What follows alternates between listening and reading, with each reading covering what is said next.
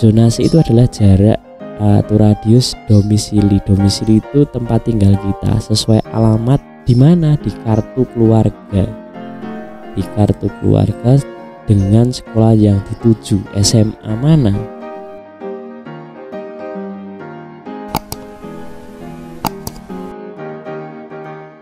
Ya halo, assalamualaikum warahmatullahi wabarakatuh. Bertemu lagi di channel ini teman-teman. Nah teman-temanku semua yang berada di sini pasti baru mencari informasi pendaftaran PPDB SMA maupun SMK.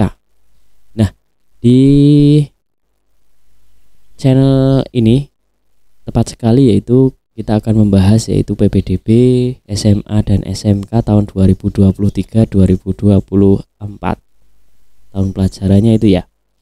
Nah selamat bagi teman-temanku semua yang sudah menuntaskan yaitu pendidikan di SMP di kelas 9 berarti ya, dan akan mencari ke tingkat yang lebih tinggi yaitu SMA atau SMK.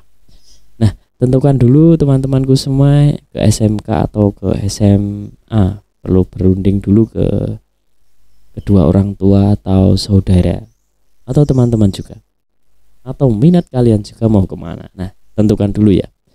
Nah di sini akan saya bahas yaitu jalur di SMA teman-temanku semua. Nah perlu diketahui di SMA, kita bahas SMA dulu ya teman-temanku semua. Ada jalur yaitu ini kita mengacu pada Juknis tahun lalu yaitu jalur zonasi, lalu jalur afirmasi, yang ketiga itu jalur perpindahan orang tua, silahkan dilihat di layar bisa. Yang keempat itu jalur prestasi. Nah kita akan bahas satu persatu teman-temanku semua. Ke SMA dulu ya, jalur zonasi yaitu pembagian wilayah calon peserta didik berdasarkan jarak atau radius domisili sesuai alamat pada kartu keluarga dengan satuan pendidik yang ditetapkan oleh kepala dinas. Jadi gini teman-teman, zonasi itu adalah jarak atau radius domisili. Domisili itu tempat tinggal kita sesuai alamat di mana di kartu keluarga. Di kartu keluarga dengan sekolah yang dituju, SMA mana gitu ya, jaraknya berapa. Yang kedua, titik ordinat satuan pendidik dimaksud 1.1 ya, ini adalah gerbang utama satuan pendidik yang bersangkutan. Jadi di gerbang dari rumah titiknya yaitu sampai gerbang itu. Terus yang 1.3, calon peserta didik yang wajib diterima melalui jalur zonasi paling sedikit 55%. Ini tahun lalu teman-temanku semua. Jadi kemungkinan juga akan seperti ini atau naik sedikit atau turun sedikit ya. Ini untuk daya tampungnya di zonasi di sekolahan tersebut teman-teman. Terus kuota jalur zonasi sebagaimana disebutkan dalam angka 1.3 termasuk di dalamnya adalah kuota zonasi khusus paling banyak 10%. Nah ini adalah kuota zonasi khusus. Zonasi khusus itu 10%. Zonasi khusus itu begini, jika lingkungan teman-teman itu tidak ada daerahnya ya, maksudnya di desanya atau itu tidak ada SMK, maka akan ada zonasi khusus yang paling dekat. Misalnya kita perbatasan, ini biasanya perbatasan itu jauh dari mana, jauh dari kota, sekolahnya padahal di kota semua, tetapi di tetangga kita beda kota itu ada SMA paling dekat tapi sudah beda kota, itu jalur zonasi khusus nanti itu teman-teman. Jadi tidak masalah, itu 10% saja.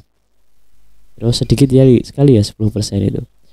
Terus calon peserta didik pada pondok pesantren zonasi sekolah mengikuti tempat kedudukan pondok pesantren. Nah, ini dari pondok pesantren dekat dengan sekolah misalnya, boleh, nggak apa-apa, ikut jalur zonasi.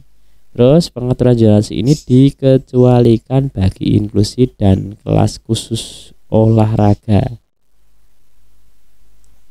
Lalu yang kedua itu jalur afirmasi. Afirmasi itu diperuntukkan bagi calon peserta didik yang berasal dari keluarga ekonomi tidak mampu, anak yatim dan atau piatu, anak panti, dan putra-putri tenaga kesehatan dan tenaga pendukungnya. Jadi biasanya teman-teman ini adalah diperuntukkan bagi peserta didik yang keluarga ekonominya tidak mampu, anak yatim atau piatu, boleh silahkan daftar ke sini. Atau kalau tahun lalu itu anak tenaga kesehatan karena baru COVID ya, itu diutamakan kemarin. Lalu calon peserta didik yang wajib diterima jalur afirmasi itu hanya sedikit, yaitu 20%. Beda dengan yang ini tadi teman-teman, zonasi itu tahun lalu 55%. Jadi silakan dihitung teman-teman itunya juga ya, persenannya juga berapa yang diterima ya. 3 kelas itu 20%-nya berapa afirmasi itu gitu ya, dari daya tampung sekolah. Terus ketentuan tersebut 2.2 dapat tidak dipenuhi apabila jumlah calon peserta didik dalam memenuhi jalur ini kurang dari 20%. Daya tampung tidak bisa tidak terpenuhi apabila kurang dari 20% nanti. Calon peserta didik baru yang berasal dari keluarga ekonomi tidak mampu dibuktikan dengan keikutsertaan peserta didik program penanganan keluarga tidak mampu. Nah, ini yang diperuntukkan juga, yaitu berasal dari keluarga ekonomi tidak mampu dibuktikan dengan KIP, lihat di layar teman-teman, atau PIP atau DTKS. DTKS itu adalah data terpadu kesejahteraan sosial, DTKS. Lalu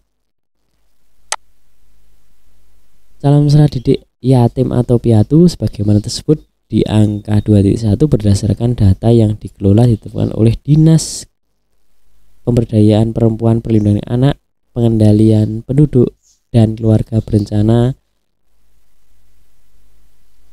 terus dengan surat keterangan yaitu SKPD yang menangani urusan perlindungan anak di Kabupaten Jawa Tengah. 2.6 calon peserta didik anak panti sebagaimana tersebut angka 2.1 berdasarkan data yang dikelola atau ditetapkan oleh Dinas Pendidikan Sosial. Calon peserta didik baru putra-putri tenaga kesehatan ya ini, yaitu ini menangani langsung pasien COVID. Tahun lalu kan masih COVID ya. Kalau tahun lalu ini ya masih COVID. Terus tenaga kesehatan dan penduduk yang putra-putrinya orang tua peserta didik yang menangani langsung COVID juga. Terus peserta didik mendaftarkan melalui jalur afirmasi merupakan peserta didik yang berdomisili di dalam dan di luar wilayah zonasi. Jadi walaupun dekat dengan zonasi dengan sekolah, bisa kita ke afirmasi, bisa kita zonasi juga. Terus calon peserta didik yatim piatu bagaimana tersebut paling banyak 2%. Terus calon peserta didik anak panti sebagaimana tersebut angka 2.1 tadi paling banyak 2% dari daya tampung. Terus calon peserta didik putra putri tenaga kesehatan dan tenaga pendukung adalah putra putri dari orang tua calon peserta didik yang menangani langsung pasien COVID ya, karena tahun lalu masih COVID. Nah, kita tunggu juknis terbarunya, mungkin sebentar lagi juga muncul. Jadi ikuti terus channel ini teman-teman dan teman-temanku semua. Terus apabila jumlah peserta didik yatim piatu lebih dari 2% dan seterusnya, oke. Oke, ini tidak usah kita bahas ya teman-teman. Nah, langsung ke jalur perpindahan orang tua. Saya jelaskan jalur perpindahan orang tua yaitu jalur yang disediakan bagi calon peserta didik yang mengikuti perpindahan tugas orang tua atau wali yang dibuktikan dengan surat penugasan orang tua wali. Nah, intinya perpindahan tugas orang tua itu adalah dibuktikan dengan surat penugasan orang tua atau wali. Itu kuotanya berapa persen ya? Nah, ini 5%. Dalam hal jumlah calon pendidik, jalur jumlah perpindahan orang tua atau wali tidak mencapai 5%. Oh, tidak mencapai 5%, maka sisa kuota dialihkan ke jalur zonasi. Yang terakhir, jalur prestasi. Di SMA itu jalur prestasi hanya 20%. Jadi peluang terbesar itu adalah jalur zonasi. Nanti beda lagi dengan SMK ya teman-teman, beda lagi persenannya. Jadi teman-teman harus matang untuk menghitung persenannya, jumlah yang diterima berapa. Ke SMA dulu atau SMK dulu, jalurnya baru menentukan jalurnya, SMA dulu atau SMK dulu. Yang penting prestasi itu adalah jalur PPDB yang menggunakan seleksi prestasi calon peserta didik. Nah, calon peserta didik yang dimaksud melalui jalur prestasi merupakan peserta didik yang berdomisili di dalam atau di luar zonasi sekolah yang bersangkutan. Jadi dekat sekolah, jauh dari sekolah boleh ikut jalurnya zonasi. Terus hanya 20% saja. Terus komponen penilaian yang menjadi dasar dalam penghitungan nilai akhir pada jalur prestasi berdasarkan penghitungan nilai rapor semester 1 sampai dengan semester 5. Jika tidak berubah teman-teman, jalurnya seperti itu ya.